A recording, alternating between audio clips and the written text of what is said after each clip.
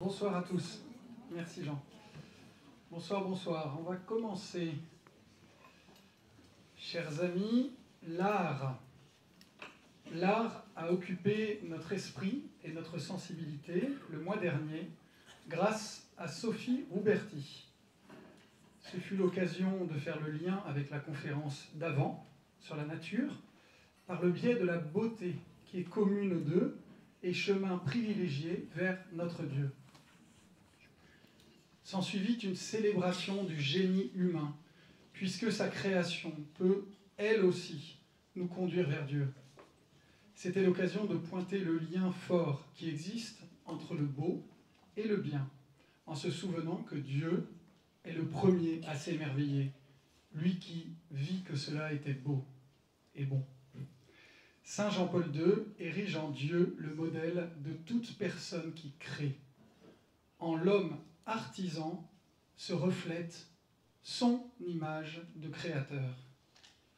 Nous nous sommes ensuite interrogés sur ce que révèle l'art, ce qu'il vise. Bergson indique qu'il permet de montrer des choses que l'on ne sait pas voir ordinairement. L'art dévoile à travers et grâce au sens. L'artiste n'imite pas le visible, il crée ce qui n'est pas. Parvenant plus directement sur le sujet, notre oratrice a souligné combien l'art rejoint le sacré, même lorsque son sujet n'est pas directement lié à Dieu. En effet, le beau est l'harmonie, l'éclat de la vie et du bien, et oriente ainsi vers le Très-Haut. Plus précisément, et sans doute par une volonté discrète de complaire à l'avance à l'orateur qui devait lui succéder sur cette estrade, saint Thomas d'Aquin fut cité, avec 3 conditions pour qu'une œuvre délecte. Son intégrité, sa plénitude, ses proportions, et enfin le surplus, le débordement. En cela, elle montre la splendeur de l'âme, rend hommage à une beauté due à notre Créateur. Pour Jean Housset, plus que la vérité et la bonté, le beau arrête, est un terme. L'art est un signe d'absolu, auquel l'âme répond par l'émerveillement. L'art sacré, disait-elle, est plus compliqué, car il peut dépendre de notre relation à l'objet. Ainsi, certains masques africains peuvent revêtir une dimension sacrée pour ceux qui les fabriquent. Au contraire, pour les chrétiens, seul Dieu donne la sainteté. Les vases sacrés ne le sont que par le contact avec le corps du Christ. Et cependant, l'art, même non religieux, peut faire grandir l'homme, y compris avec une certaine discrétion. À l'opposé de cela, elle rappelait combien, tristement, un certain art contemporain refuse même d'être beau. Il fut aussi question des fruits de l'art, de cet art qui s'offre, tels les fresques de Fra Angelico, au couvent Saint-Marc de Florence. L'art est ainsi source de charité, disait-elle. Il offre du beau, mais il donne aussi à espérer, peut même accompagner la vie spirituelle. Enfin, nous avons évoqué les siècles de relations entre l'Église et l'art. L'Église qui a ainsi proclamé la légitimité du culte des images, étant entendu que le culte ne va pas vers elle, ces images, mais vers ce qui est représenté, ou celui qui est représenté. C'est ainsi aussi que l'art se déploie dans la liturgie pour que toutes les ressources soient utilisées dans notre culte. Et pour conclure, l'Église, en sa sagesse, passe par l'art, car elle sait que nous avons besoin de concret. De liturgie, de l'Église, peut-être aussi de choses concrètes, nous aurons à entendre parler ce soir, ou pas. Puisque nous avons, vous le savez tous, et êtes venus nombreux l'entendre, la joie d'accueillir le père Jean Arfeux, grand connaisseur de ce parcours bien sûr, curé de Fronton, aumônier de guide, conseiller religieux de guide, et professeur de théologie à l'ICT, qui vient évoquer pour nous les sacrements et la piété populaire.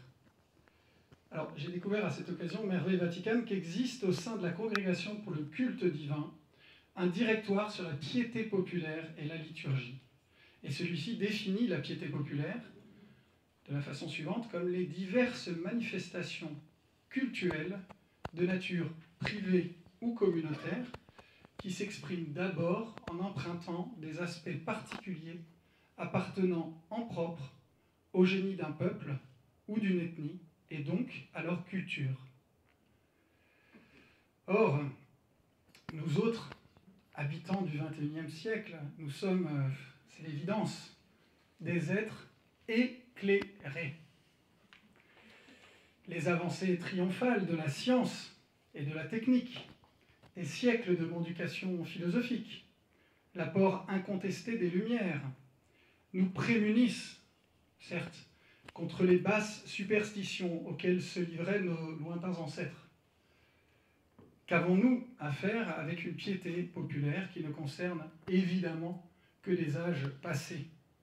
Processions, chapelets, cierges, vénération de reliques, neuvaines, caresses sur le rocher d'une grotte, remplissage fébrile d'une gourde d'eau.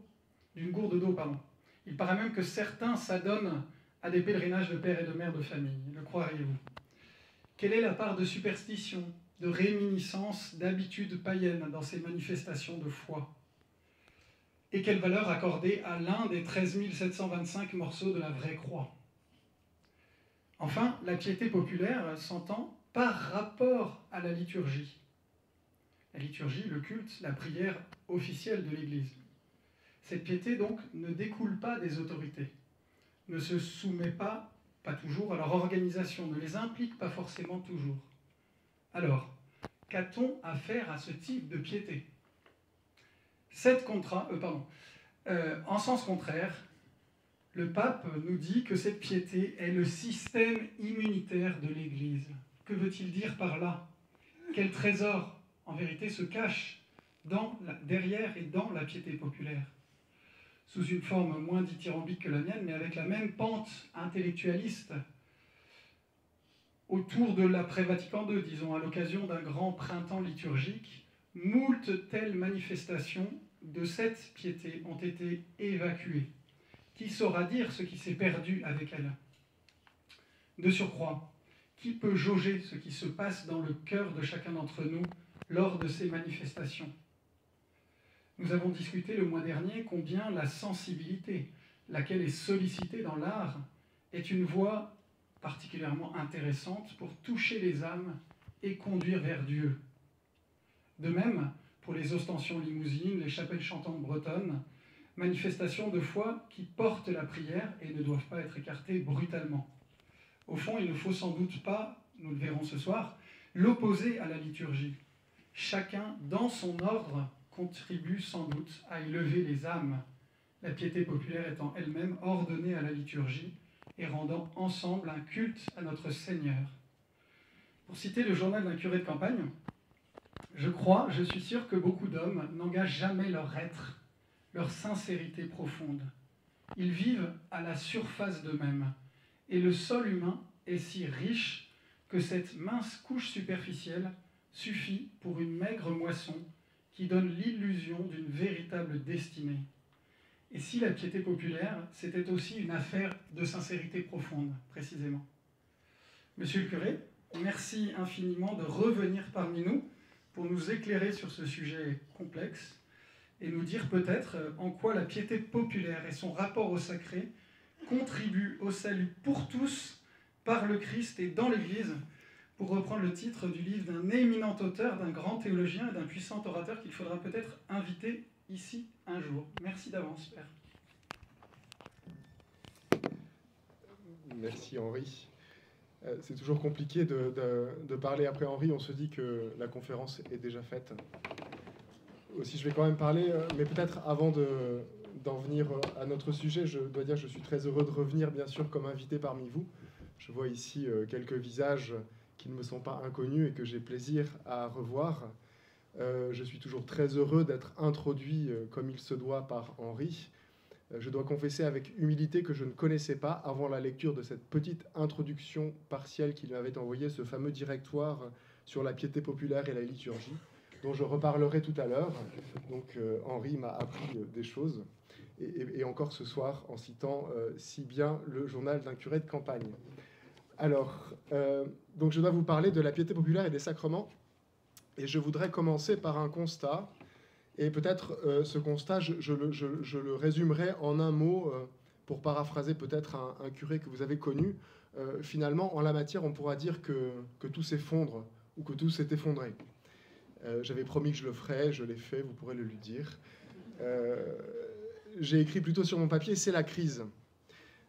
En 1973, le père dominicain Serge Bonnet, qui est un père dominicain historien, spécialiste des questions relatives à la dévotion des humbles, à la piété populaire, qui a connu une certaine heure de gloire, puisqu'il avait écrit un petit livre intitulé « Prières secrètes des Français d'aujourd'hui », et qui lui avait valu une invitation à apostrophe dans les années 70. C'était quand même le sommet d'une carrière littéraire. Donc le père Serge Bonnet a écrit en 1973 un livre qui est un véritable pamphlet, intitulé ainsi « Ahu et Adia, les avatars du cléricalisme sous la Ve République ». Voilà ce qu'il écrivait en introduction. Dans les débats actuels, dit le père Bonnet, qui font rage parmi les catholiques français, il y aurait peut-être à distinguer 5 crises. Aucune ne date d'aujourd'hui, mais toutes se présentent à notre époque avec des acuités et des interactions inédites. Ces 5 crises concernent la religion, le peuple, le christianisme, le catholicisme et le clergé. Alors, parmi ces 5 crises décrites par le père Bonnet, 3 nous intéressent plus particulièrement ce soir. La crise de la religion, sur laquelle je vais revenir, celle du peuple et enfin celle de l'Église. Je laisse de côté la crise relative au christianisme parce que pour lui, c'est plutôt des questions de théologie qui sont évoquées, et la crise relative au clergé. Il n'a pas de mots assez durs, et ce n'est pas mon sujet, contre le clergé qu'il appelle socio-culturel, c'est-à-dire le clergé qui a abandonné en fait la célébration des sacrements pour ne plus intervenir qu'en matière culturelle horizontale, si vous voulez, et non plus verticale. Et ça n'est pas là mon sujet. Mais si ça vous intéresse, allez le lire, hein. C'est assez revigorant. On n'est pas toujours d'accord, puisqu'il y a des questions sur lesquelles je crois qu'on pourrait discuter, notamment la question du sacerdoce, et il pense qu'on pourrait l'ouvrir aux femmes. Enfin, c'est une autre question. Mais en tout cas, je veux revenir sur les 3 points, donc la religion, le peuple et l'Église. Alors, s'agissant de la religion, il écrit, alors je cite le père Bonnet, c'est assez long, parce que je crois qu'il dit bien les choses. Alors le père Bonnet écrit, c'est un peu partout dans le monde que la religion donne l'impression de s'effriter. On a 1000 fois, dit le père Bonnet, décrit le phénomène en multipliant les diagnostics. Passage de la vie rurale à la vie urbaine, industrie succédant à l'agriculture, écran technique entre l'homme et la nature, amenuisement de la religiosité liée à l'analphabétisme, aux dépendances sociales ou aux souffrances corporelles. La sécurité sociale, dit-il, évacue le pèlerinage thérapeutique. Engrais et insecticides dévalorisent les rogations. L'homme vit dans des lieux où le fabriqué a plus d'importance que le créé. Le sentiment de la fragilité humaine, le goût de la prière, le sens du mystère, l'intuition d'un au-delà de l'amour et de la mort régressent. Et il conclut ainsi, à propos de la religion, certains observateurs estiment qu'il y a actuellement accélération dans une évolution qui ne mine pas seulement les formes d'expression religieuse, mais le religieux situé en amont de toutes les religions encore vivantes au XXe siècle. Vous voyez le constat qu'il pose, hein, qui est peut-être sans doute encore le nôtre. S'agissant du peuple, il écrit cela. Dans un pays comme la France, et sans doute dans beaucoup d'autres parmi les plus nantis, on pourrait avancer que le peuple tend à disparaître.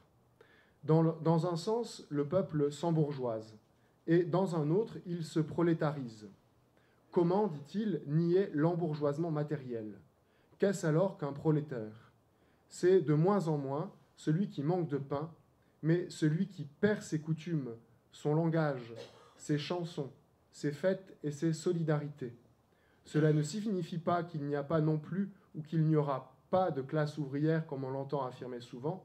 Cela suggère par contre que le peuple qui, au débouché d'une vie villageoise multiséculaire, avait vécu pendant plusieurs générations dans les fabriques et les corons, a cessé d'exister. Vous voyez là encore que certains diagnostics que l'on entend ici et là à la télévision ne sont pas si nouveaux que cela.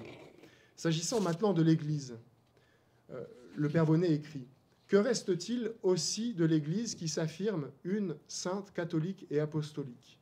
L'ébranlement des fondements scripturaires, l'émiettement des théologies, le dessèchement des liturgies peuvent être considérés comme des signes libérateurs par ceux qui pensent que le catholicisme accepte enfin de répondre aux vraies questions posées au XVIe siècle. À cette vue optimiste s'opposent ceux qui jugent que le catholicisme se protestantise dans ses formes sans parvenir à retrouver la sève évangélique des grands réformateurs luthériens ou calvinistes. » Alors d'emblée, j'en suis sûr, vous comprenez assez bien pourquoi j'ai choisi de lire ces 3 longs extraits du Père Bonnet. Il me semble que presque tout ce qui vient naturellement à l'esprit lorsque l'expression « piété populaire » est prononcée aujourd'hui est déjà là sous sa plume. Et si je devais résumer ces choses qui viennent, à mon sens, naturellement à l'esprit, j'en relèverais trois éléments. La première, c'est l'existence d'une crise. Le Père Bonnet parle de régression-disparition de la piété populaire.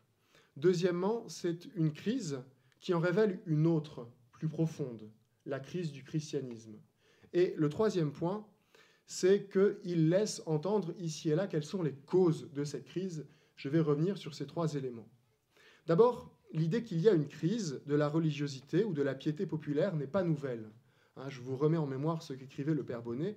Certains observateurs estiment qu'il y a actuellement accélération dans une évolution qui ne mine pas seulement les formes d'expression religieuse, mais le religieux situé en amont de toutes les religions encore vivantes au XXe siècle. Notez bien que c'est encore le constat que fait, par exemple, un auteur plus récent, qui s'appuie d'ailleurs beaucoup sur le Père Bonnet, c'est Patrick Buisson, qui, dans La fin d'un monde, son dernier ouvrage publié, fait le constat d'un sacré massacré au XXe siècle. Et le XXe siècle, il le considère comme un temps, et c'est son expression, sans pitié pour la piété populaire. Il y a bien, au XXe siècle, dans la deuxième moitié du XXe siècle, une régression-disparition, ou une folklorisation, si vous voulez, ce qui revient finalement au même, de la religion populaire dans sa forme chrétienne, et peut-être même dans sa forme tout court. Après le constat d'une régression-disparition, je vous ai dit qu'il y avait aussi cette idée que cette crise de la piété populaire en révélait une autre plus profonde. La disparition de la piété populaire révèle une crise plus profonde, la crise du christianisme. Une crise que l'on peut, selon moi, envisager dans ces 2 aspects. D'abord une crise de la chrétienté et ensuite une crise de la foi chrétienne elle-même. Alors je m'explique un petit peu. S'agissant de la chrétienté, je crois que la régression-disparition de la piété populaire révèle ou rend palpable un phénomène social que, par exemple, la sociologue Danielle Hervieux-Léger a appelé l'exculturation du christianisme. Un phénomène sociologique dont les conséquences profondes, anthropologiques, sont clairement exposées, par exemple, dans un petit livre dont je vous parlais l'année dernière, de Chantal Delsol, « La fin de la chrétienté ». Alors, je vous remets en mémoire ce que dit Chantal Delsol ici. Pour l'auteur, la transformation majeure qui se produit à notre époque, c'est la fin d'une civilisation vieille de 16 siècles. La chrétienté n'était qu'une forme politique, sociale, transitoire du christianisme, et elle est morte après une agonie de 2 siècles, dans la deuxième moitié du XXe siècle. Au milieu des ruines, bien sûr, le christianisme survit.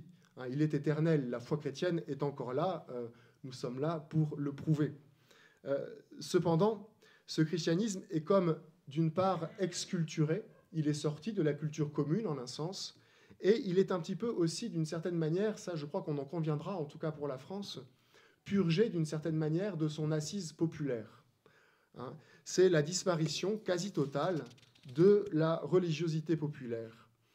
Et d'autre part, il faudra aussi remarquer qu'il est concurrencé par une résurgence du paganisme.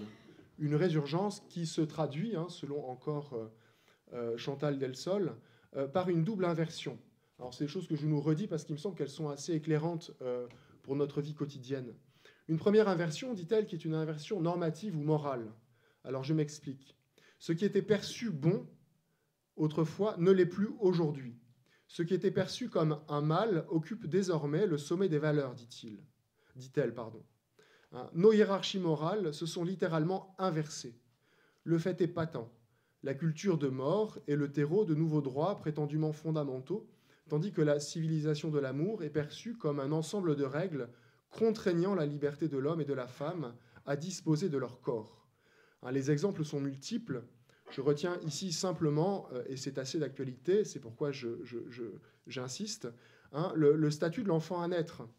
Au IIe siècle, l'auteur de la lettre à Diognète, un des premiers chrétiens, soulignait que la particularité des chrétiens, c'est d'une part qu'ils se marient comme tout le monde, donc ce n'est pas une particularité, qu'ils ont des enfants, mais, précise-t-il, contrairement aux autres, ils n'abandonnent pas leur nouveau-né. Le propre du régime chrétien, c'est de respecter la vie de l'enfant à naître. Jusque dans les années 70, notre monde, la chrétienté, condamnera donc l'avortement. Aujourd'hui, vous savez qu'on est en train de discuter de la constitutionnalisation d'un droit à l'avortement ou d'une liberté de la femme à avorter, ce qui est finalement à peu près la même chose. Deuxième chose, une inversion plus profonde sur laquelle s'appuie cette première inversion morale, une inversion ontologique. La morale s'appuie toujours sur une conception du monde. La fin de la chrétienté, c'est l'effondrement du fragile monothéisme, dit Chantal Delsol. Dieu n'est plus un être transcendant, radicalement autre, distinct d'un monde qui est sa création. Au mieux, quand on y croit encore, il est immanent, il est le monde, il est la nature. Et le panthéisme pratique a désormais sa nouvelle religion, l'écologisme, l'écologie si vous voulez. Une religion qui offre tout ce que peut offrir une religion. Sous sa forme intellectualisée, par exemple, eh bien, on trouvera une nouvelle eschatologie. C'est la catastrophe écologique. Cette eschatologie est fondée sur une nouvelle apocalypse, la révélation que l'homme est une menace pour son environnement, et qui détermine des comportements nouveaux. Je n'insisterai pas ici sur les différentes propositions quant au développement personnel et à notre connexion à la nature, à la maîtrise des naissances et au fétichisme, j'en ai parlé, du droit à l'avortement. Elle a aussi, cette religion, sa forme populaire. Elle a des développements populaires. On trouvera ici des rites nouveaux, parfois bien étranges. Alors, je vous en donne un en exemple pour sourire un peu et se détendre.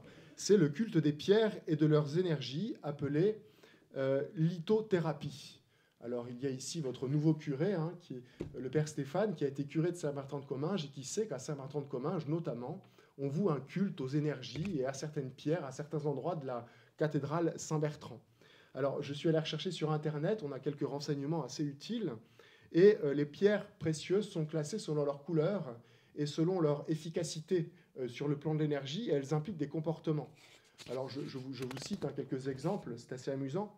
Alors, les pierres de couleur bleu foncé, je ne sais pas si vous le saviez, mais elles sont plébiscitées pour le développement de la spiritualité. En réalité, elles font davantage un travail préparatoire, je cite, c'est pas moi, dans le sens où elles aident les personnes dans leur réflexion, dans leur cheminement, dans le cadre d'une réflexion philosophique, lors de questionnements intellectuels sur des notions de divin et de spiritualité. Cette couleur favorise aussi le bleu, l'écoute de soi. Alors, ce qu'il faut faire avec ces pierres, il faut les tenir en main ou les poser sur le front avec soin et en position allongée. Certains apprécient également les porter en pendentif ou en bracelet. J'ai vu que dans nos familles, parfois, on les portait même comme bague de fiançailles, mais ça n'a aucun rapport avec la spiritualité ou la philosophie. Autre couleur, par exemple, pour continuer à sourire, les pierres violettes, par exemple. Alors, les pierres violettes, elles sont reliées à la spiritualité, au divin, comme les bleus, d'ailleurs. C'est une grande précision, cette nouvelle théologie, cette nouvelle religion. Elles sont conseillées pour tout travail d'ouverture, ça c'est important, de recherche et de développement. C'est une couleur qui favorise l'ouverture aux nouvelles idées. Vous portez beaucoup de pierres violettes ici, j'en suis sûr, aux croyances qui permettent de sortir aussi du schéma trop rigide si besoin. Alors ces pierres doivent être utilisées en méditation, en les prenant tout simplement dans la main ou en les plaçant au sommet de la tête, au niveau de la fontanelle. Alors là c'est important. En position allongée toujours. Alors, on pourrait faire la même chose sur les pierres incolores et les pierres dorées. Mais vous voyez un petit peu, c'est des choses qu'on trouve assez vite et qui sont manifestement assez partagées dans la culture populaire. Ce n'est pas du tout quelque chose d'anecdotique. Vous tapez lithothérapie et vous avez, je ne sais pas, 50 sites avec une prose qui est de cet ordre-là. Tout ça pour vous dire qu'effectivement, la religiosité populaire chrétienne sans doute régresse, mais la religion populaire subsiste manifestement sous d'autres formes.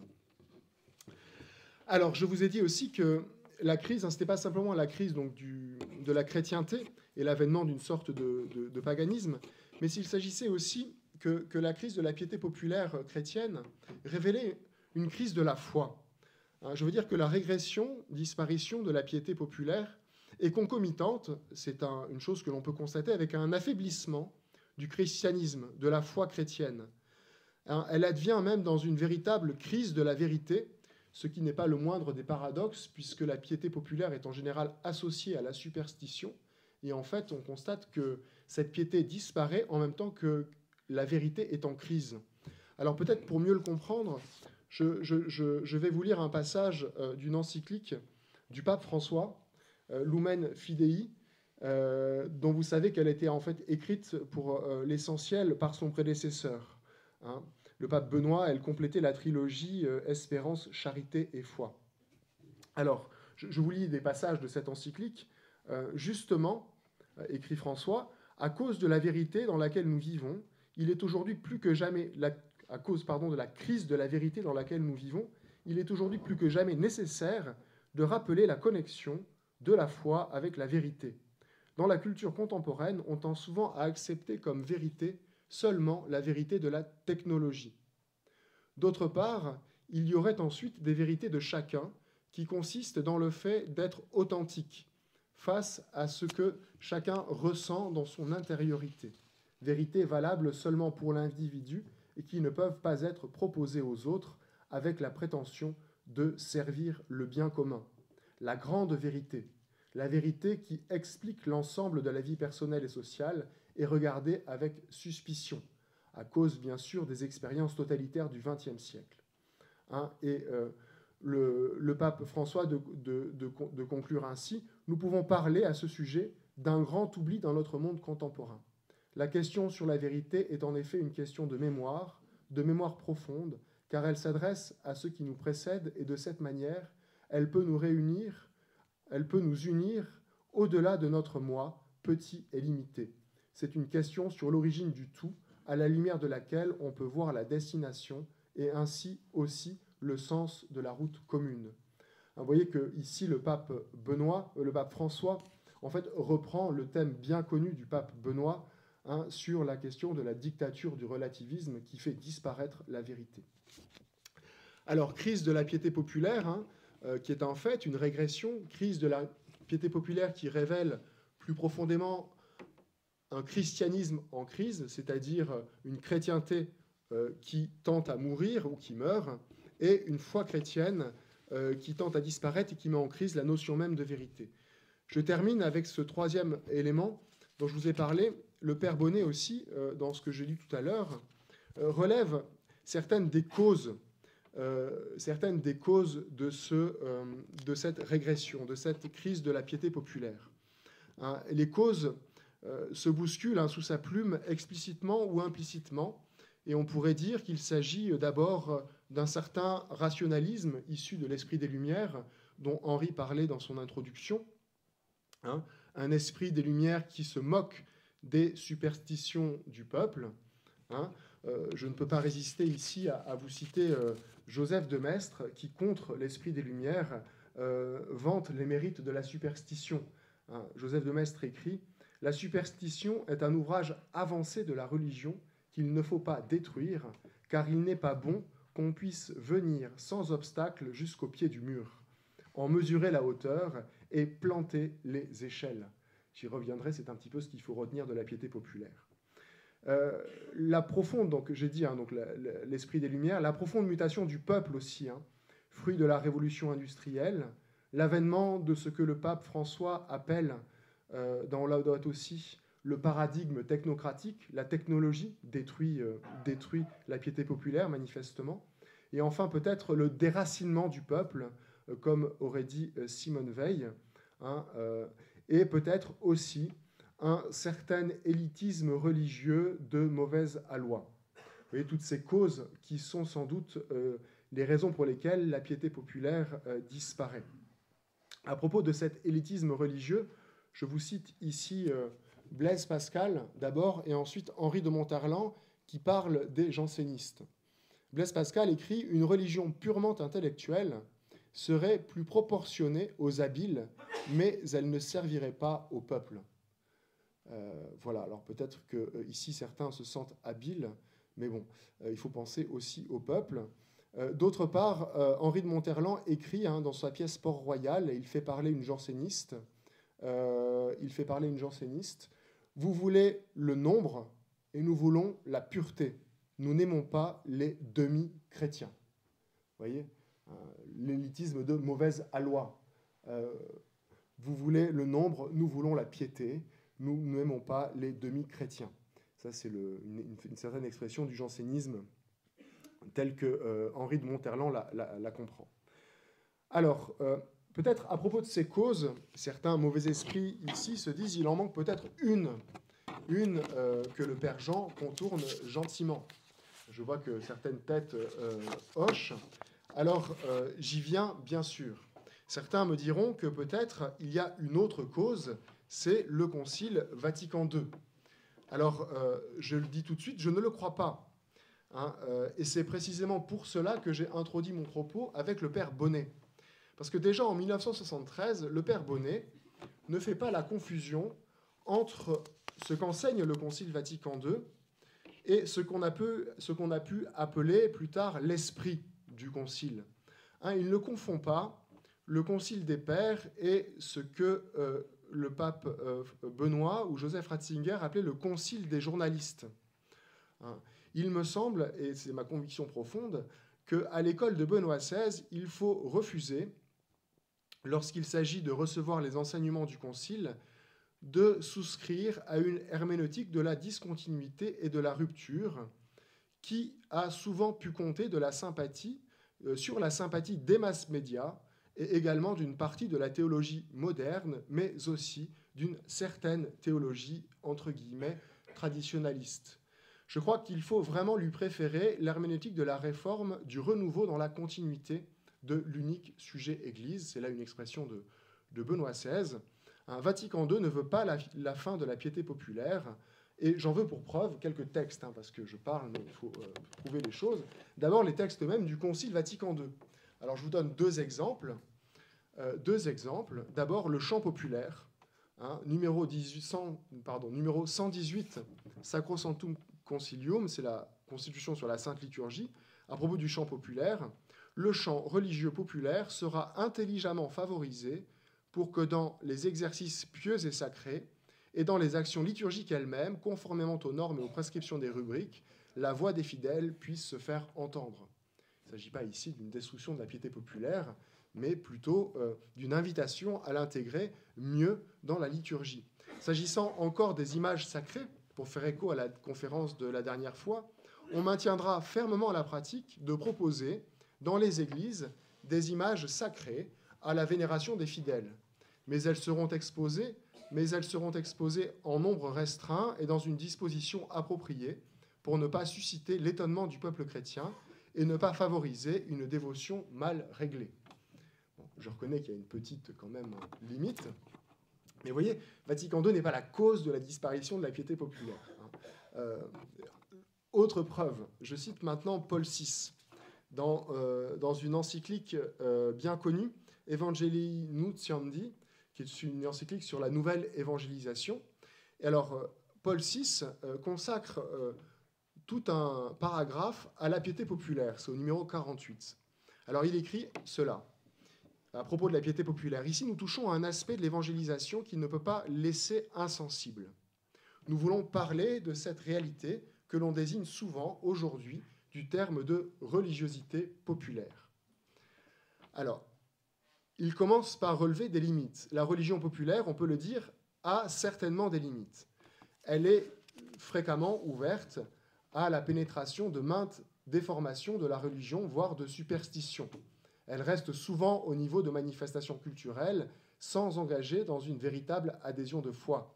Elle peut même mener à la formation de sectes et mettre en danger la vraie communauté ecclésiale.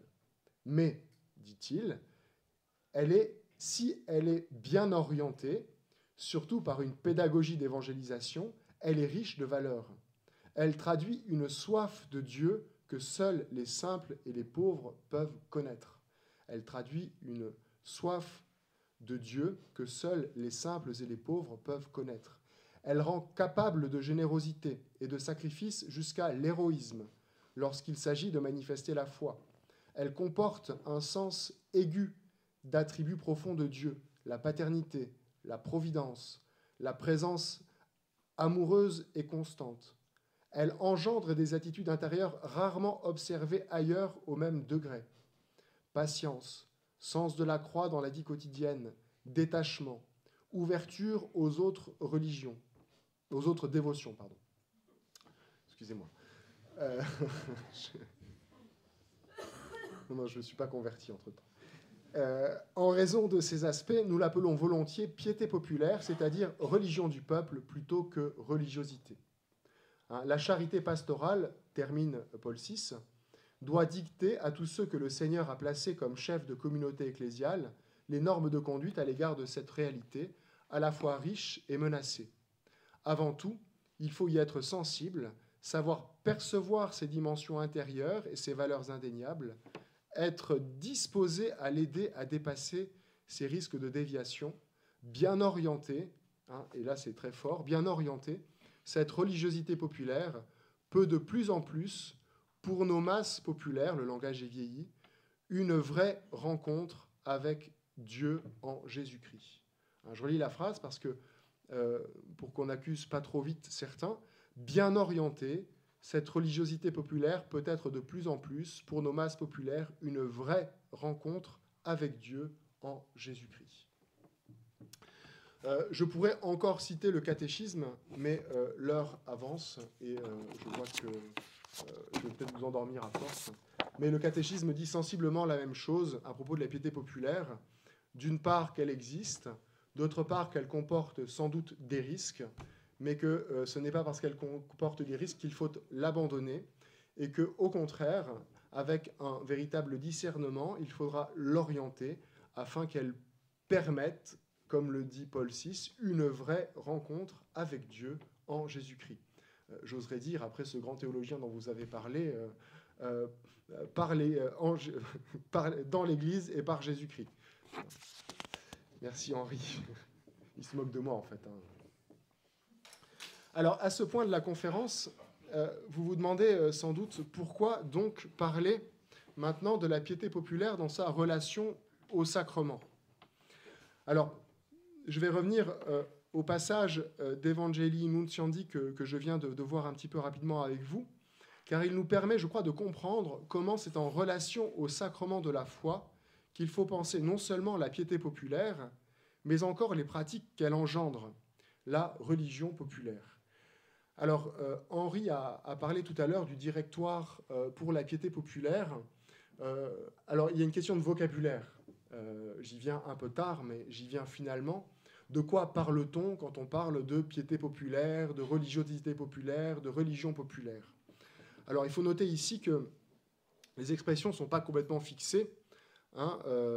La terminologie, selon le directoire sur la liturgie et la piété populaire, explique que dans ce domaine si complexe, désigné communément par les expressions religiosité populaire, piété populaire, la terminologie n'est pas univoque. Autrement dit, elle est analogique. La distinction entre pieux exercice, dévotion, piété populaire, religiosité populaire, religion populaire est difficile à faire. Alors, simplement, je vous propose cette définition, si vous voulez. Je dirais que la piété populaire désigne, avec les pieux exercices, les dévotions. Un ensemble de pratiques plus ou moins rituelles et paraliturgiques. Deuxièmement, que cette piété populaire, elle est fondée dans une religiosité populaire. c'est-à-dire cette expérience universelle qu'il y a une certaine dimension religieuse en l'homme, toujours présente, hein, comme dans la culture de chaque peuple, et en particulier dans le cadre de ces manifestations collectives. Hein, et qu'ensemble, piété et religiosité forment ce qu'on pourrait appeler la religion du peuple. Hein, je fais juste ce petit effort de définition. Oui, la piété, en gros, c'est les pratiques, les rites. La religiosité, ce serait ce qui donne de pratiquer ainsi, et l'ensemble serait désigné par la religion du peuple. La religion du peuple étant à distinguer en théologie, et vous l'avez fait, Henri, dans votre introduction, la religion du peuple étant à distinguer de la liturgie, qui n'est pas tout à fait la religion du peuple, ou qui serait la religion du peuple avec un P majuscule. Alors, pourquoi parler de la piété populaire dans sa relation avec les sacrements? Alors, je vous ai dit que je reviendrai sur Evangelii Nuntiandi du bienheureux Paul VI. Alors, vous vous en souvenez, hein, je l'ai dit, d'une part, le bienheureux Paul VI, comme le catéchisme de l'Église catholique, concède que la religiosité populaire a ses limites. Je le cite. La religiosité populaire, on peut le dire, a certainement des limites.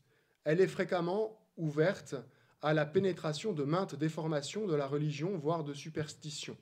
Elle rend souvent au niveau de manifestations culturelles, elle reste souvent, au niveau de manifestations culturelles, sans engager une véritable adhésion de foi. Elle peut même mener à la formation de sectes et mettre en danger la vraie communauté ecclésiale. Si vous voulez des exemples de ça, je vous invite à lire par exemple La colline inspirée de Maurice Barrès, qui raconte comment, sur fond de piété populaire, un groupe de prêtres et quelques fidèles sont emportés par une certaine folie, hein, et ils finissent mal. La colline inspirée, très grand livre. Il est des lieux où souffle l'esprit, c'est la première phrase. Elle est parfois, donc pour cette raison, la piété populaire, hein, elle est parfois dédaignée parce que moins pure que la liturgie, qui elle est pure parce que voulue par l'Église. Pourtant, et d'autre part, Paul VI insiste, la religiosité populaire est le témoignage, entre guillemets, d'une recherche de Dieu et de la foi. C'est pourquoi, dit-il, je le cite, si elle est bien orientée, surtout par une pédagogie d'évangélisation, elle est riche de valeurs. Elle traduit une soif de Dieu que seuls les simples et les pauvres peuvent connaître. Elle rend capable de générosité, je l'ai déjà cité mais je le recite, et de sacrifice jusqu'à l'héroïsme, lorsqu'il s'agit de manifester la foi. J'ai une petite parenthèse ici, mais vous savez que par exemple en Corée, la foi chrétienne a subsisté, non pas par la liturgie, non pas par la Bible même, mais par la prière du chapelet et la présence de chapelets, hein, instrument c'est peut-être l'instrument le plus manifeste de ce qu'est la piété populaire, hein, et jusqu'à l'héroïsme, hein, chez les Coréens, hein, puisqu'ils sont morts martyrs, certains. Elle comporte, je poursuis ma lecture, elle comporte un sens aigu des attributs profonds de Dieu. La piété populaire, hein, permet de saisir la paternité de Dieu, la providence de Dieu, la présence amoureuse et constante. Je fais une petite parenthèse pastorale, je rencontre beaucoup maintenant de couples qui demandent le baptême pour leurs enfants, et ce qui est frappant, c'est qu'ils ne demandent pas toujours effectivement le sacrement de la foi. Mais ce qu'ils demandent toujours, ça c'est une évidence, c'est la protection de Dieu. Alors on pourrait prendre ça d'une manière un peu méprisante, en disant que c'est de la superstition, mais on peut prendre ça aussi dans son versant positif, en disant que c'est en fait un commencement de confession de ce qu'est la providence de Dieu qui, effectivement, par le baptême, eh bien, prendra soin de sa créature, vous voyez. La piété populaire, encore c'est Paul VI, hein, engendre des attributs, des attitudes intérieures rarement observées au même degré. Patience, sens de la croix dans la vie quotidienne, détachement, ouverture aux autres dévotions. En raison de ces aspects, nous l'appelons volontiers piété populaire, c'est-à-dire la religion du peuple plutôt que religiosité. Vous voyez, hein, l'importance qu'il accorde à la piété populaire. Je dois dire que je pense qu'on sera tous d'accord là-dessus, mais on le constate régulièrement. j'étais cet après-midi avec quelques vieilles dames qui animent depuis des dizaines d'années un groupe de prière du rosaire. Et fidèlement, depuis 30 ans, quels que soient les curés qui passent, elles se réunissent dans leur maison, chez les unes et chez les autres, pour prier le rosaire autour de ce que les dominicains organisent. Vous savez, c'est l'apostolat du rosaire des dominicains.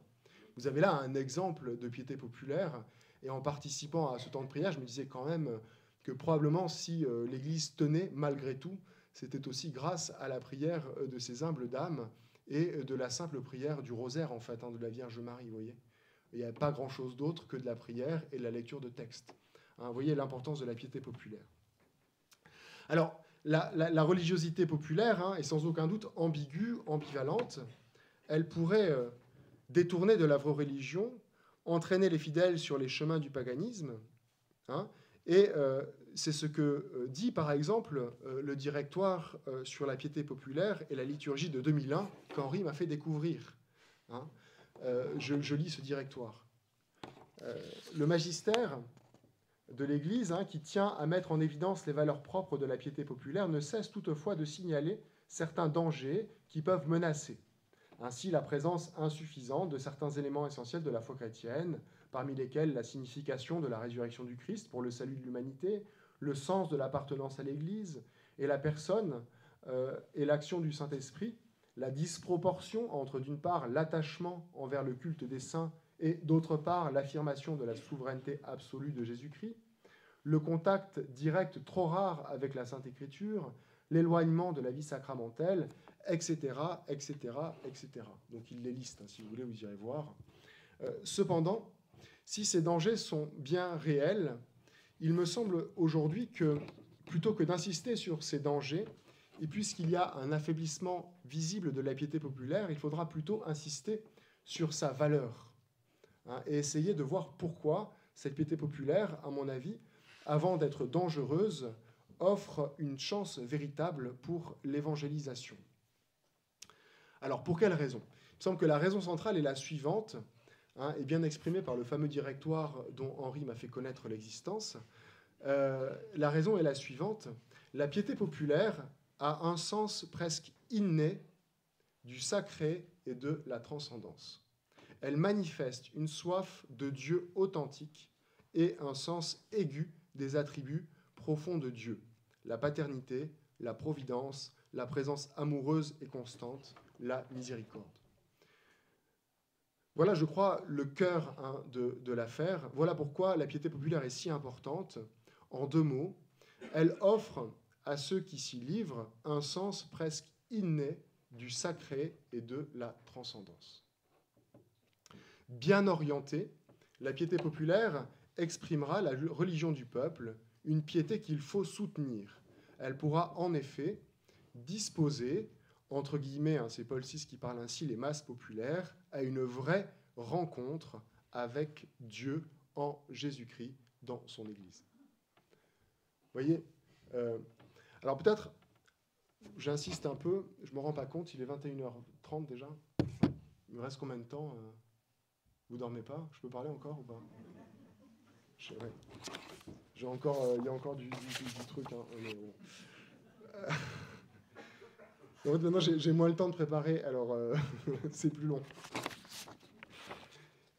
Alors, je disais que la piété populaire pouvait permettre une vraie rencontre avec Dieu en Jésus-Christ.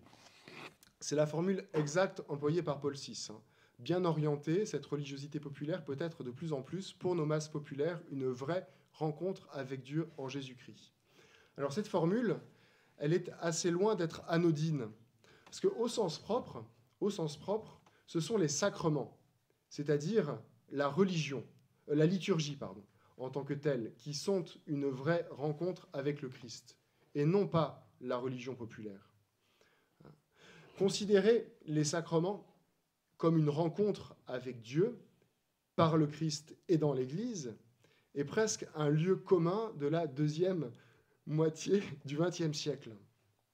Par exemple, l'un des auteurs les plus connus ici, c'est un père dominicain encore, le père Schillebeeckx, qui en est l'artisan. Et dans un petit ouvrage dont je vous conseille la lecture, si vous avez un peu de temps, Le Christ, sacrement de la rencontre, explique que le salut est une rencontre personnelle avec Dieu. Cette rencontre est préparée avant le Christ par la religion naturelle de l'homme et préfigurée dans la première alliance. Elle s'accomplit dans le Christ, qui est comme le sacrement primordial de la rencontre de l'homme avec Dieu, et les gestes et les paroles du Christ sont continués ensuite par l'Église, qui est le sacrement universel du salut. Je ne sais pas si vous me suivez. C'est en fait ici, l'idée c'est de dire que l'économie du salut, la manière que Dieu a de nous sauver, est une économie sacramentelle. Le premier des sacrements, c'est le Christ lui-même, parce que Dieu se sert de l'humanité qu'il assume afin de nous communiquer sa grâce. D'accord ? Mais le Christ, vous le savez, c'est là notre foi. S'il est mort, s'il a vécu sur la terre, il a ensuite ressuscité, puis il est monté au ciel. Et depuis le ciel, il continue de nous toucher, chacun d'entre nous, non plus directement, si vous voulez, puisqu'il est au ciel, mais par l'intermédiaire d'autres instruments qu'on appelle les sacrements de l'Église. Voyez ? En un sens, et c'est là une expression du cardinal Journet, les sacrements dans l'Église, c'est comme le toucher du Christ. Dieu nous touche par ses sacrements. Je ne sais pas si vous aviez déjà entendu parler de tout ça, mais si vous voulez, quand vous assistez à la messe, vous êtes évidemment touché par Dieu, mais ce n'est pas une image. Vous êtes vraiment touché par lui. Bon, parce que dans le sacrement de l'Eucharistie, c'est vraiment lui qui est présent. Mais quand vous baptisez, quand vous assistez à un baptême, c'est bien sûr le ministre qui baptise, mais c'est le Christ qui baptise par l'intermédiaire du ministre. Vous voyez ? C'est l'action même du Christ.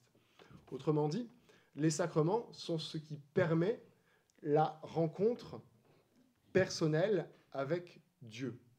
C'est pour ça que j'insistais sur la formule de Paul VI, qui dit, lui, que la religion populaire est une vraie rencontre avec Dieu en Jésus-Christ. Ça, en principe, on le dit des sacrements, pas de la religion populaire. Alors, que dire de cette formule de Paul VI ? Alors, bien sûr, la religion populaire permet une telle rencontre, mais sur un mode analogique, différemment de la liturgie, qui seule offre un contact sacramentel. Elle est cependant nécessaire, cette religion populaire, car elle oriente, elle dispose l'homme à célébrer véritablement la liturgie. Pourquoi a-t-elle cette vertu, la piété populaire, la religion populaire ? Parce qu'elle possède, et je vous redonne la citation, un sens presque inné du sacré et de la transcendance. Elle manifeste une soif authentique de Dieu, etc. Vous voyez ? En tant que la piété populaire nous dispose au sacré et à la transcendance, elle nous permet de goûter plus efficacement la liturgie et les sacrements de l'Église que cette liturgie célèbre.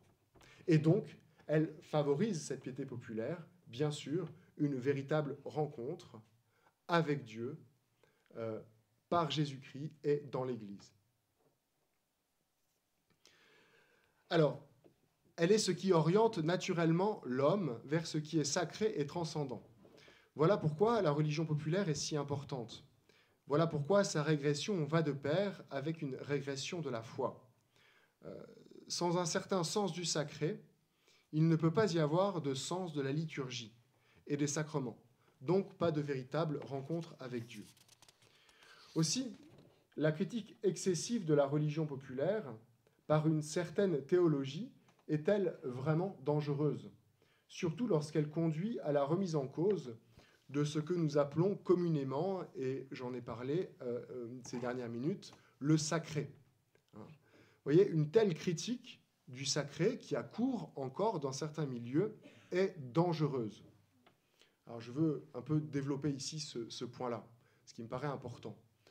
Vous avez déjà peut-être entendu dire, ça arrive souvent dans certains milieux chrétiens ou catholiques, on critique le sacré en disant le sacré c'est un truc de païen, c'est pas un machin de chrétien.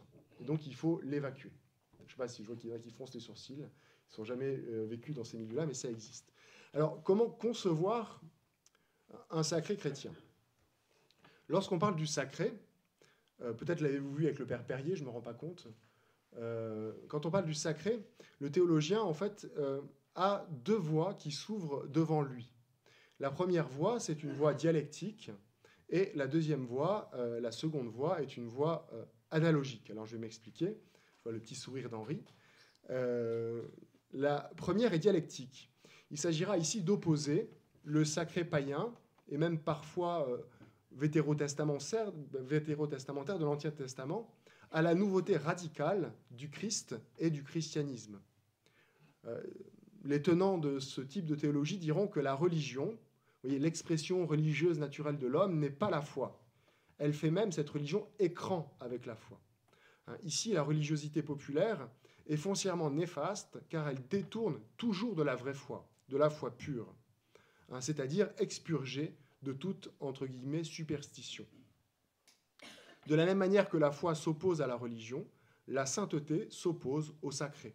Être chrétien, c'est d'une manière ou d'une autre désacraliser, tout désacraliser, sauf en un sens l'homme, ou en tout cas ce qui est humain, pas l'homme, l'être humain, la vie de l'homme.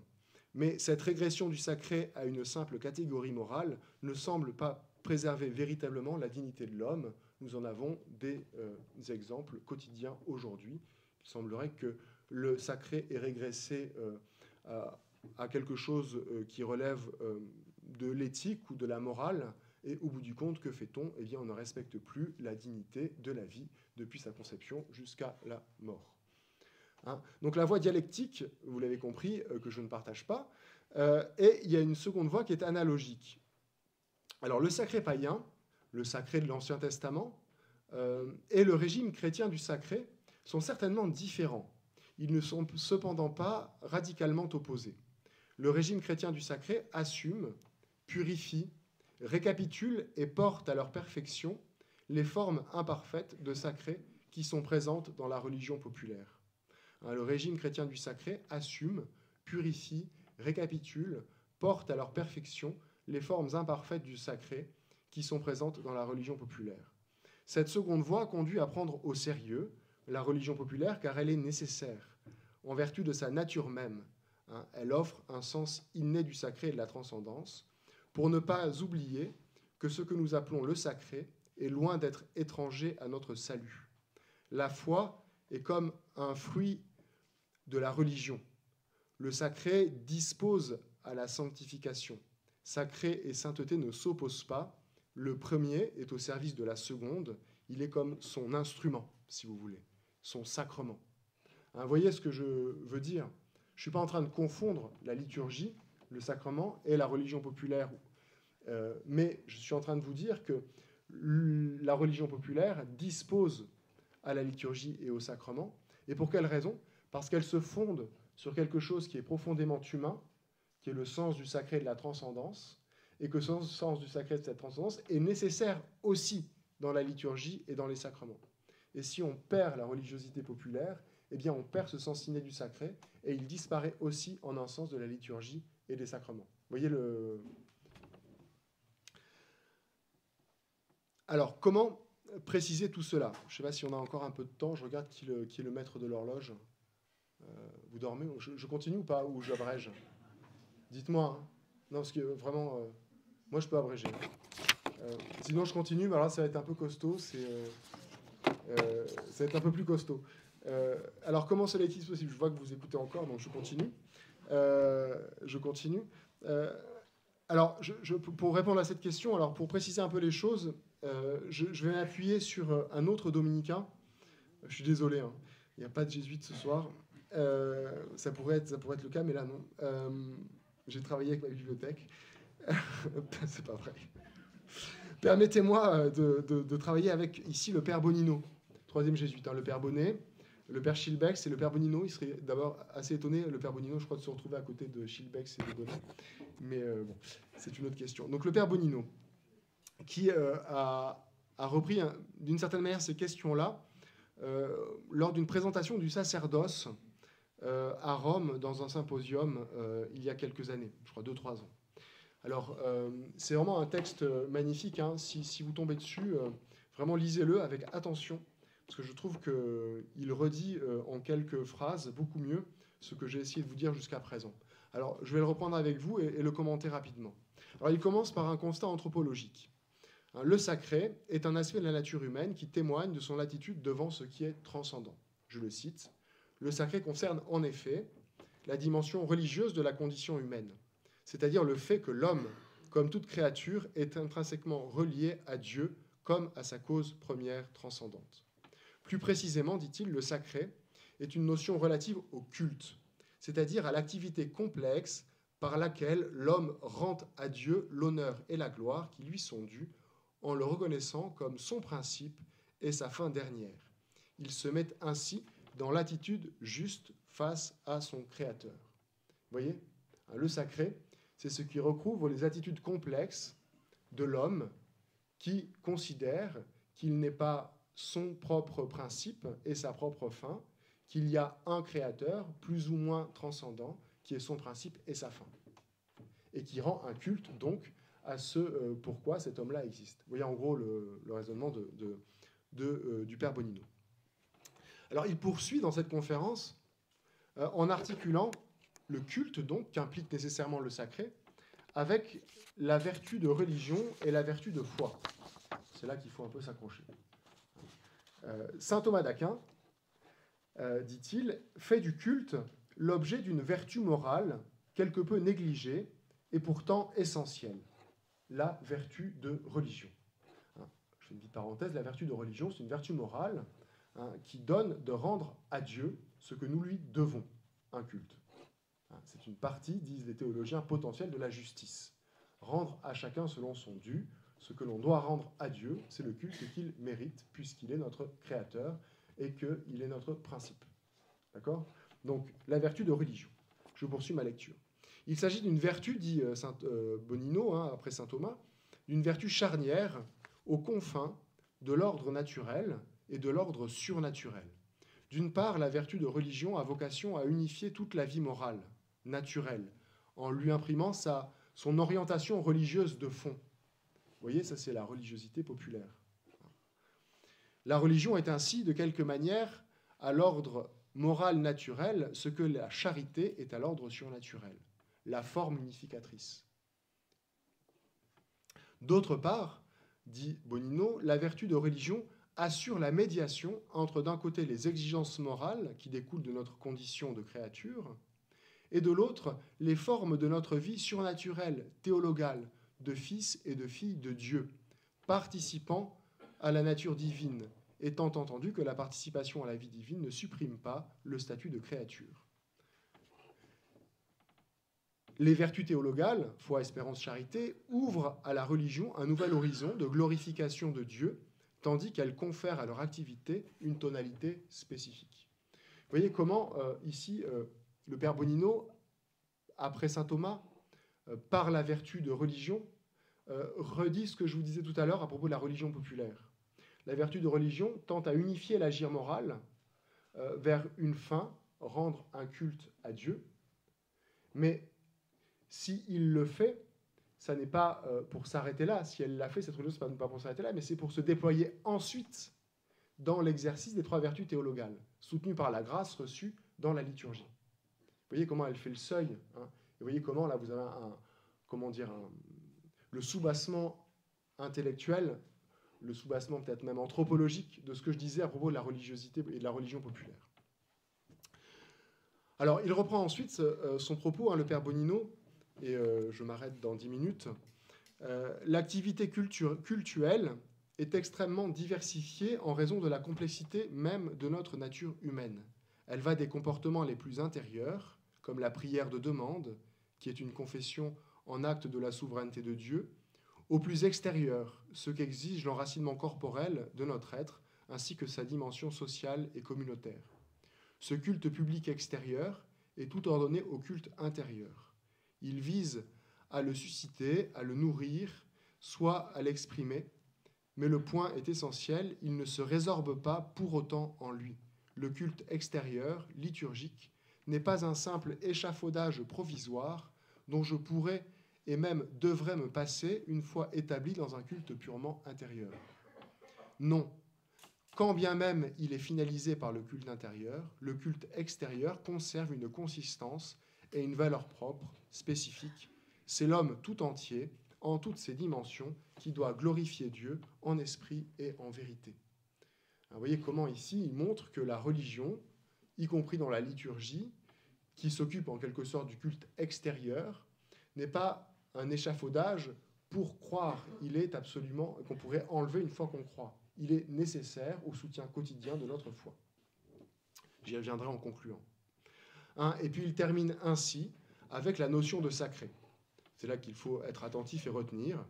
Or, c'est justement dans le cadre de culte extérieur que la notion de sacré trouve sa signification première.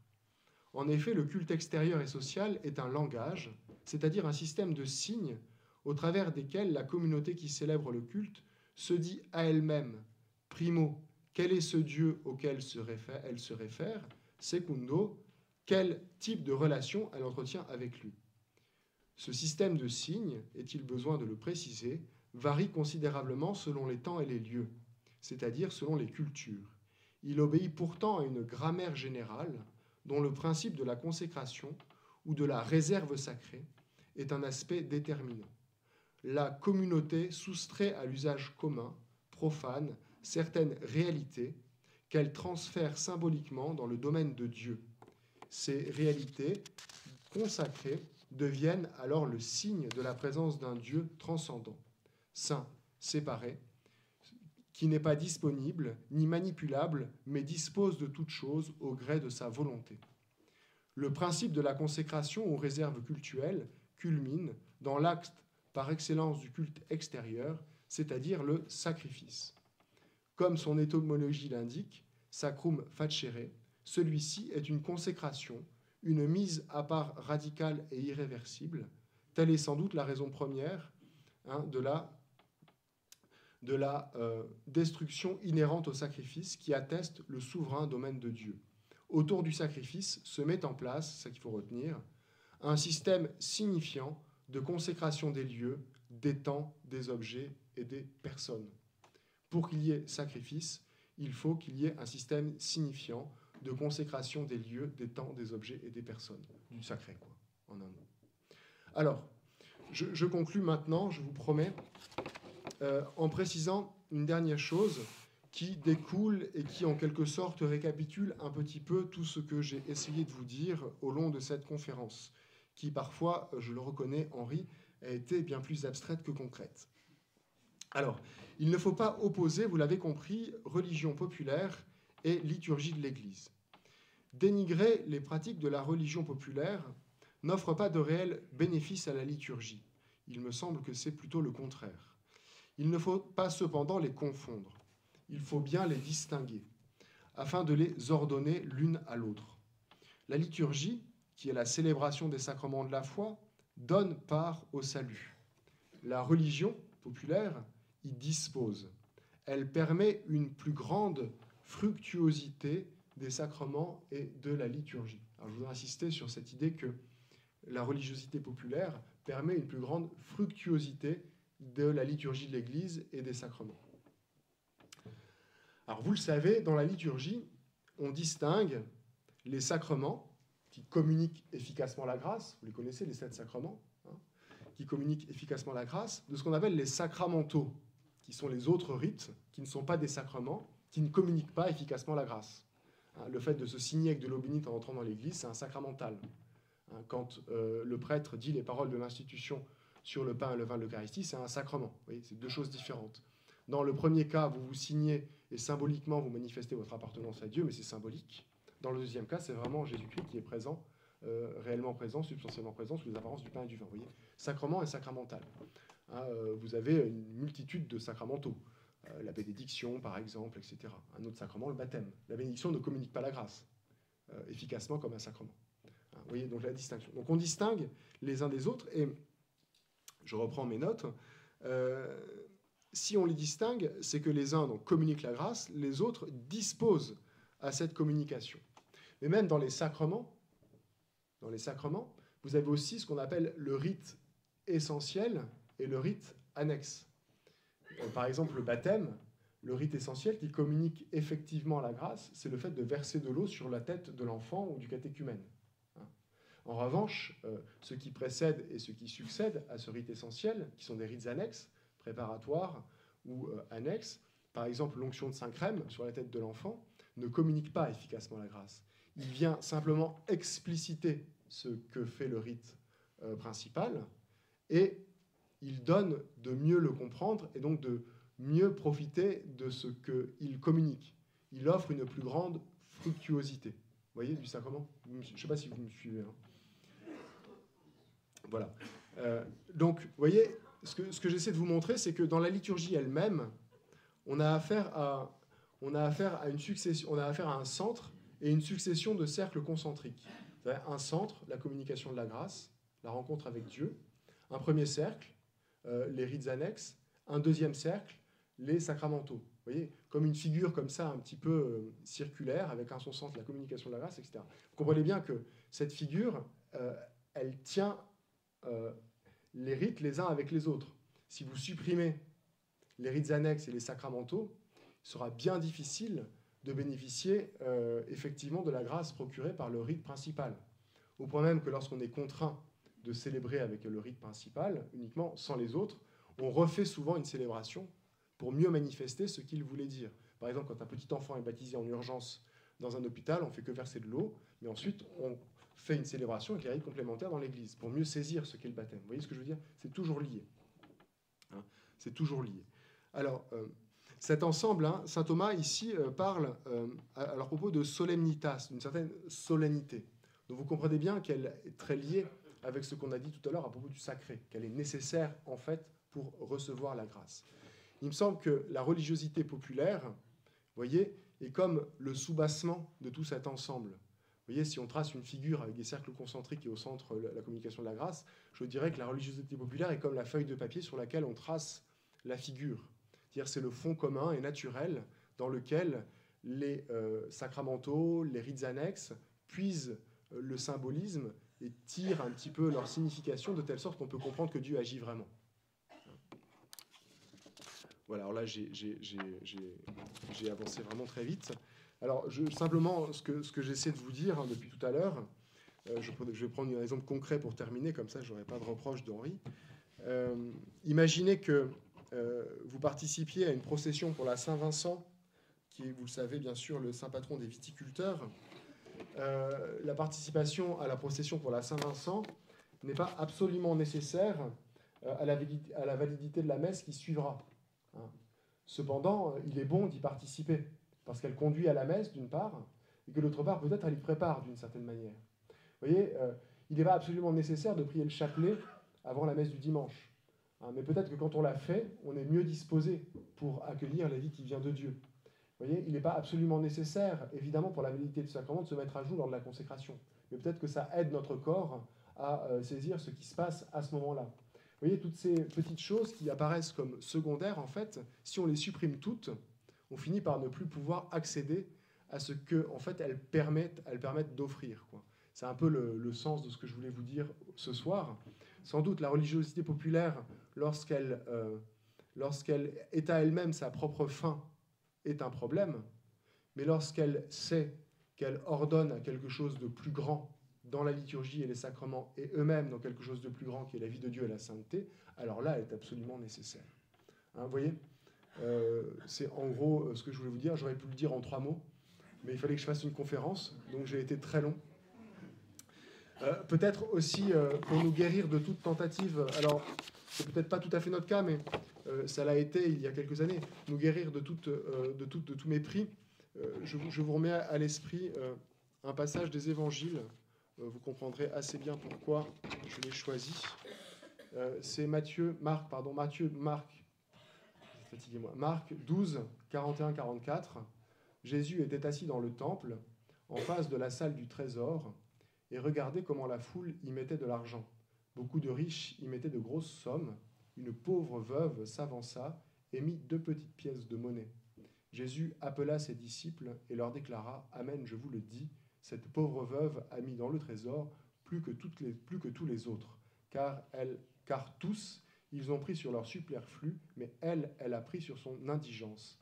Elle a mis tout ce qu'elle possédait, tout ce qu'elle avait pour vivre. » Simplement, il me semble que ce que disait Paul VI à propos de la foi des humbles et des petits qui seuls perçoivent, grâce à la religiosité populaire, le sens du sacré, etc., vous retrouvez la citation, et comme un écho un peu lointain, sans doute, à cette parole de Jésus qui nous invite à ne pas mépriser les plus petits, y compris dans leur piété. Voilà, j'arrête.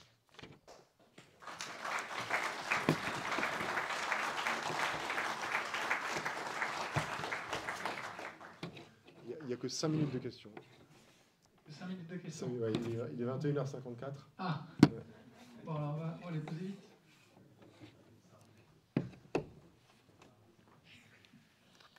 Est-ce que la première attaque contre la piété populaire n'a pas débuté avec la querelle sur le commerce des indulgences, dans le sens où toute pratique sincère des bonnes œuvres s'est vue dès lors entachée au pire de simonie et au mieux de superstition ou d'éloignement du mauvais sort Alors, Benoît, je ne saurais pas répondre à cette question.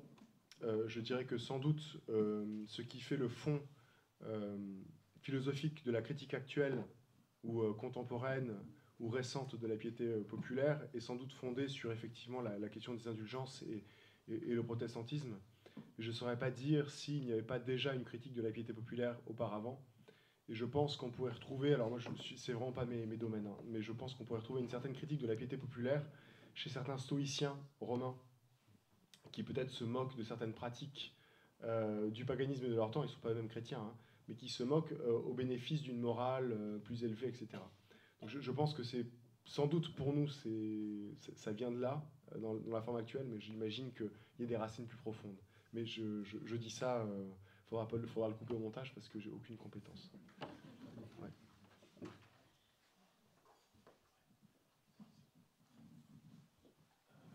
Dans quelle mesure Vatican II a contribué à la perte du sacré ?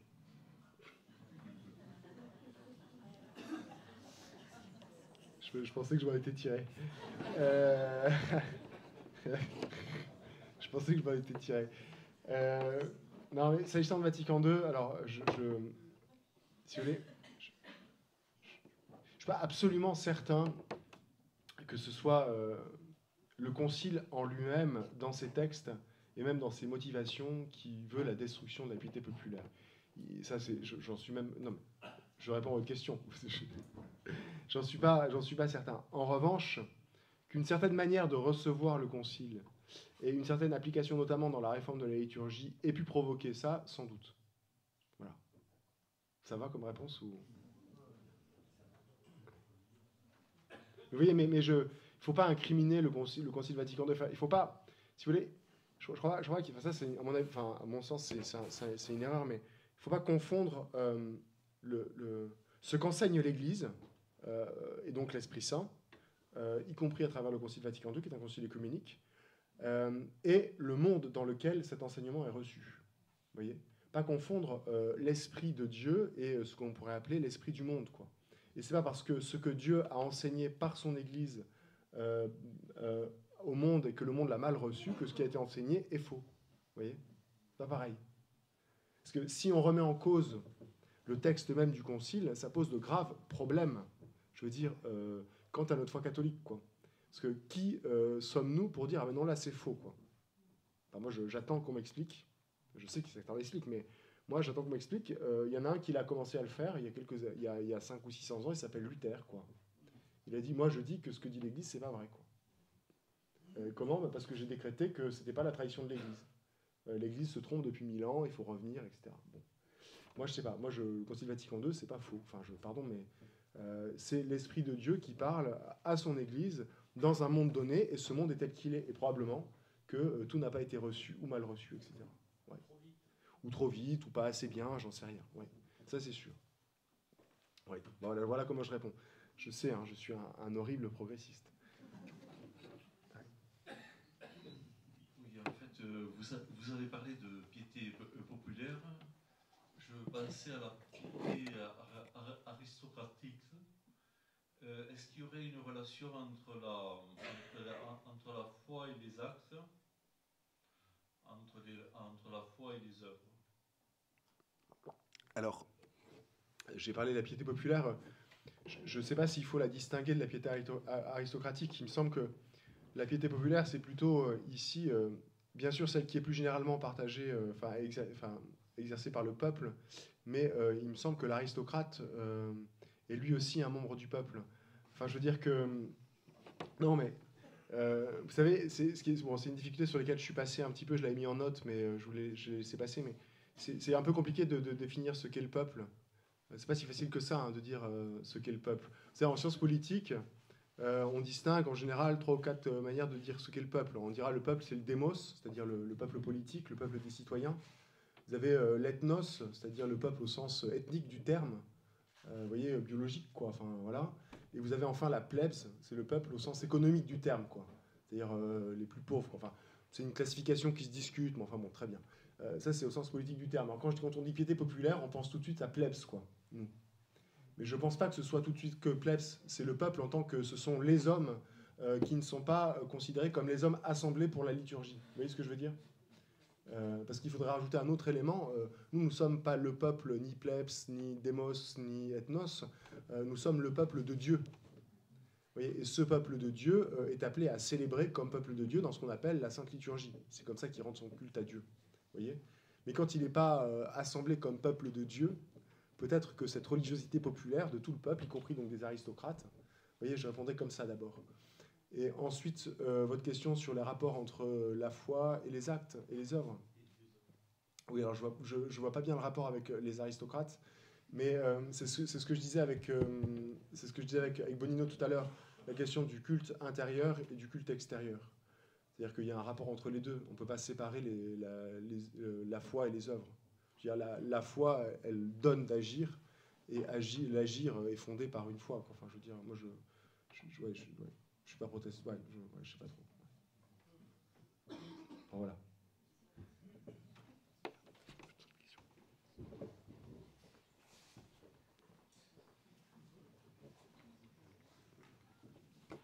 Les pèlerinages, oui, relèvent-ils de la piété populaire?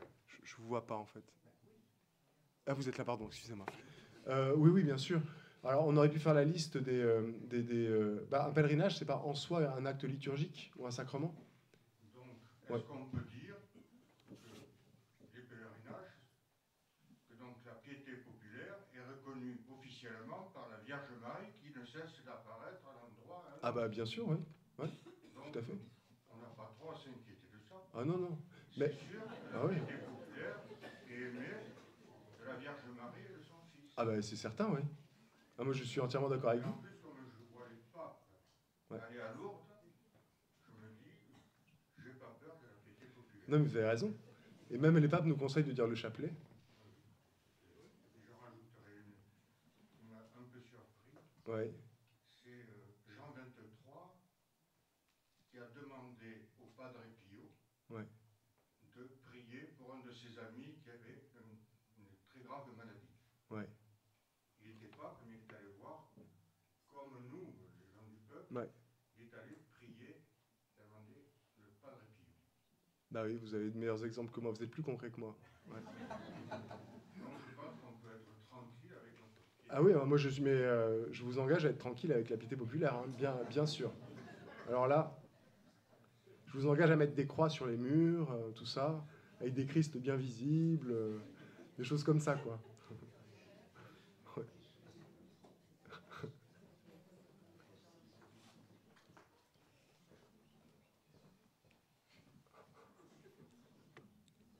Oui, je suis désolée de vous poser encore une question. Je vois que vous êtes très fatigué depuis tout à l'heure. Ouais, allez-y, je vous écoute. Je ne sais pas si je pourrais répondre, d'ailleurs. Oui.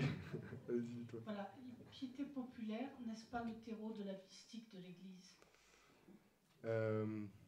Oui. Quand vous dites mystique, vous voulez dire quoi? L'esprit qui s'incarne, qui monte, qui fleurit, et qui fleurit dans les grands mystiques, comme Sainte Thérèse d'Avila ou le Padre Pio dont parlait le monsieur. Voilà. Je ne sais pas si c'est pas de la même nature, finalement, que cette espèce de conscience de Dieu en nous. Alors, oui, mais il faudrait quand même faire... Oui, ça, vous avez raison. C'est ce que j'ai essayé de dire, le sens inné du sacré et de la transcendance. Donc, elle est la manifestation de ce quelque chose qui en nous tourne vers Dieu. Cela étant dit, il n'y a mystique que dans la mesure où il y a une grâce qui nous tourne de mystique chrétienne, dans la mesure où il y a la grâce de la foi qui nous tourne vers ce Dieu que nous connaissons, qui nous a été révélé. Donc vous voyez que là, on passe un peu à autre chose. Vous comprenez ce que vous me suivez? Et bien sûr que la piété populaire est le terrain anthropologique, mais il faudra une révélation et quelque chose de plus, et le soutien de la vie sacramentelle. Vous voyez, les grands mystiques ont le soutien de la vie sacramentelle. C'est pas ils ne vivent pas à côté, quoi. Enfin, voilà, mais c'est juste, oui, bien sûr. Dans ce sens. Ouais. Vas-y, je crois qu'il y a... François. Ne pensez-vous pas que la promotion permanente de la laïcité a tout fait pour tuer tous les signes, justement, qui étaient révélateurs de la piété populaire? Je ne sais pas si je dirais les choses comme ça. Je dirais qu'il est évident que dans sa lutte contre le christianisme, un certain laïcisme a voulu détruire une certaine piété populaire chrétienne et en substituer une autre. Ça, c'est évident. Et que dans l'effondrement de la chrétienté, on voit bien que ne subsiste plus en vérité que la piété populaire en sa forme chrétienne, ou alors il reste des espèces de trucs un peu étranges dont j'ai parlé à propos des pierres, quoi. Je ne sais pas si c'est ce que vous voulez dire, je suis assez d'accord avec vous. Et je pense que, je ne sais pas, le père Stéphane, qui a plus d'expérience que moi à la campagne, mais il le dira probablement comme moi, enfin je crois, on voit bien que... On voit bien que dans la demande des sacrements, si vous voulez, il y a une demande en fait de religion populaire. Et que ces gens-là, qui n'ont plus la foi, enfin je pense, formellement, quoi, ça c'est sûr, cependant, ont besoin de quelque chose et ils ne le trouvent que dans l'Église. Vous voyez? Donc ça, voilà, je répondrai comme ça. Je ne sais pas si c'est une bonne réponse, mais voilà, ouais. Je ne sais pas si c'est la laïcité qui a détruit la piété populaire, mais en tout cas une certaine forme de laïcisme. Parce que moi, il me semble que par ailleurs, la laïcité, c'est quand même un des fruits du christianisme lui-même. Je veux dire, la saine laïcité, celle dont parle Benoît XVI, etc., la distinction du politique et du religieux, le fait qu'ils soient séparés, enfin distingués, etc., c'est en fait le fruit du christianisme, ça. Mais le laïcisme qui vise à réduire la religion à quelque chose de privé et à lui substituer une autre religiosité populaire, ça oui, c'est un problème. Et effectivement, oui, ça a contribué à la détruire. Oui, alors, je sais pas. Non, parce qu'en fait, on met religion à toutes les sauces. Ça, c'est des débats aussi infinis, quoi. Est-ce que le communisme est une religion? Est-ce que l'écologisme, comme je l'ai dit, est une religion? Enfin, on pourra discuter, quoi. Mais le laïcisme, je ne sais pas si c'est une religion. En tout cas, ça, évidemment, moi, je dirais qu'il faut dire les choses autrement. Il y a un fond religieux de l'homme. Je veux dire, il y a une nécessité anthropologique de la religion.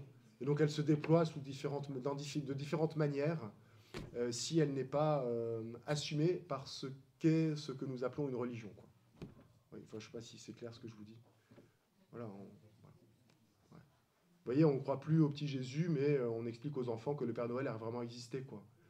Et si vous dites que le Père Noël n'a pas vraiment existé, ce que j'ai fait une fois, pour mon plus grand malheur, vous êtes attendu à la sortie de la messe, et c'est plus grave que d'avoir communié alors même qu'on n'est pas dans les dispositions requises, quoi. Vous voyez? Non, mais voilà.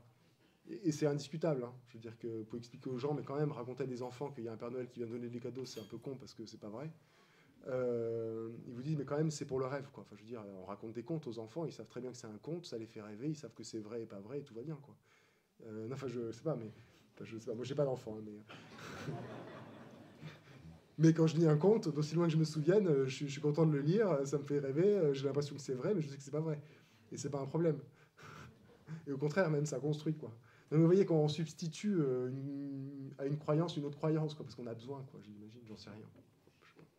Une dernière question, puis on y va. Hein. Bonsoir, Père. Merde, une question de séminariste. Justement, une question d'ordre plutôt pastoral.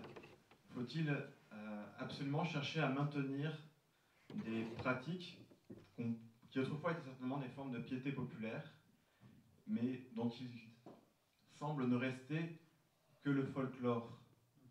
Je pense à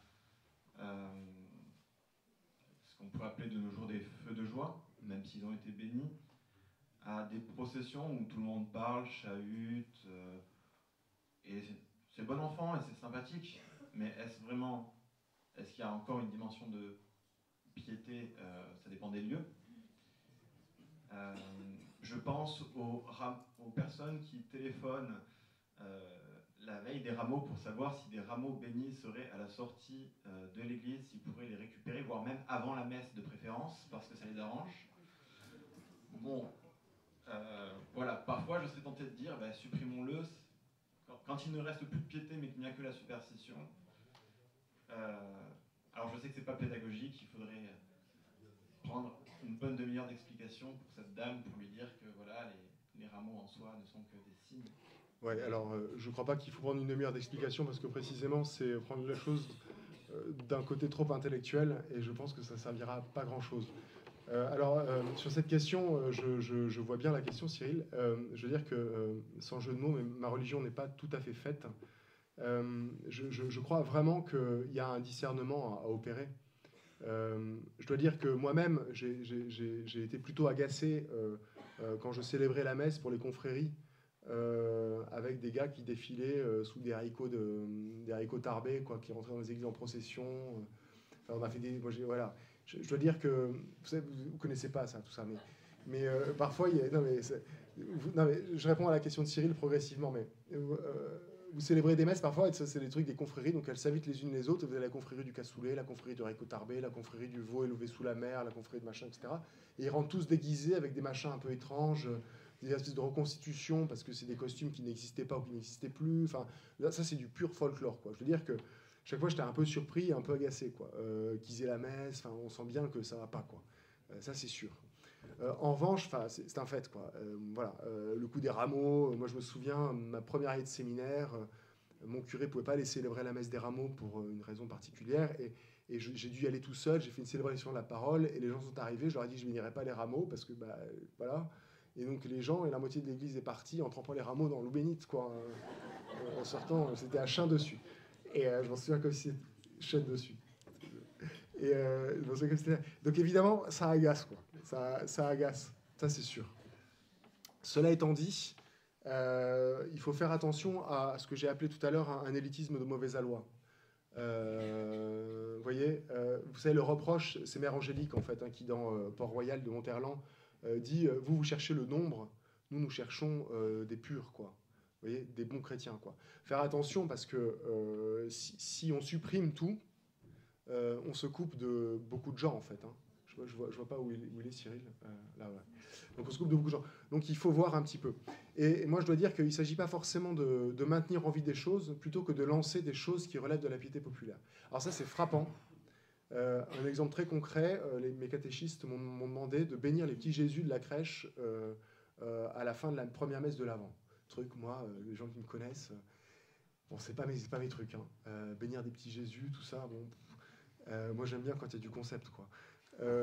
Mais voilà.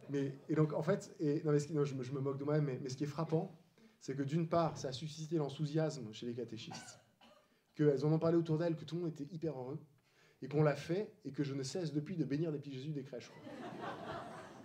Tu vois, non mais c'est vraiment un truc de la piété populaire, ça, franchement. Et ça marche bien, et ça éloigne pas les gens. Enfin, tu vois, je réponds à ta question comme ça, hein. Et on pourrait... comment ? Non, mais justement, moi je dis que c'est très bien. Moi, au contraire, vous savez, c'est juste que moi, c'est pas mon... Enfin, je suis pas en train de dire que c'est pas bien. Je dis vraiment, c'est parfait, quoi.